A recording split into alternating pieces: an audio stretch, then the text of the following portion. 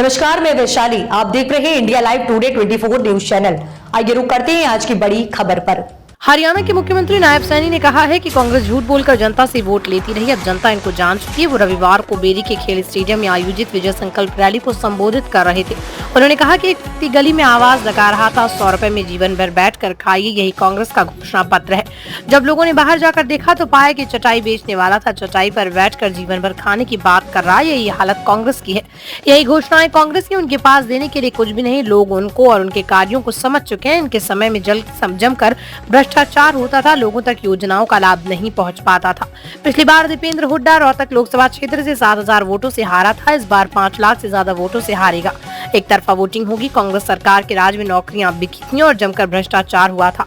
सैनी ने दावा करते हुए कहा कि अगले 2 वर्षों में भारत दुनिया की तीसरी आर्थिक ताकत बन जाएगा। उन्होंने कहा कि पीएम मोदी का संकल्प हर घर को पीएम सूर्य योजना से जोड़कर बिजली बिल 0 करना है। रैली में बोलते हुए नायब सैनी ने सरपंचों को भी भरोसा दिया कि गांव के विकास पर ध्यान दे, पैसों की कोई कमी नहीं है। रही बात कार्यों को सरल करने की, वो जिम्मेदारी मेरी है। यहाँ सैनी ने कांग्रेस को भी घेरा। उन्होंने कहा कि कांग्रेस ने देश को सिर्फ भ्रष्टाचार में आगे बढ़ाया, जबकि भाजपा ने भ्रष्टाचार को मिटाया। उन्होंने कहा कि मोदी सरकार ने सड़क, रेल तथा हवाई यातायात को सुगम करके समस्याओं और परेशानियों को कम किया है।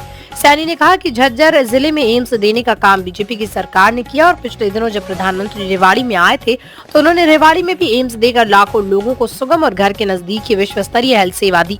मुख्यमंत्री नायब सिंह सैनी ने कहा कि भाजपा सरकार ने पारदर्शी सिस्टम दिया और आज अधिकतर सुविधा घर बैठे मिल रही है। सरपंचों का आह्वान करते हुए मुख्यमंत्री ने कहा कि सरपंच गांव और वार्ड के विकास के लिए किसी प्रकार की चिंता न करें। आचार संहिता हटने के बाद गांव में विकास के काम में तेजी से करवाएंगे और कार्यों का सरलीकरण किया जाएगा।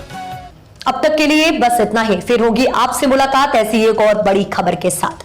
तब तक के लिए नमस्कार। देखते रहिए India live today 24 news channel. देश की आवाज ऐसे ही लेटेस्ट अपडेट्स के लिए हमारे चैनल को सब्सक्राइब करें और तुरंत नोटिफिकेशन पाने के लिए बेल आइकन प्रेस करना बिल्कुल ना भूलें। यदि आप हमें फेसबुक के माध्यम से देख रहे हैं तो हमारे पेज को जरूर फॉलो करें। धन्यवाद।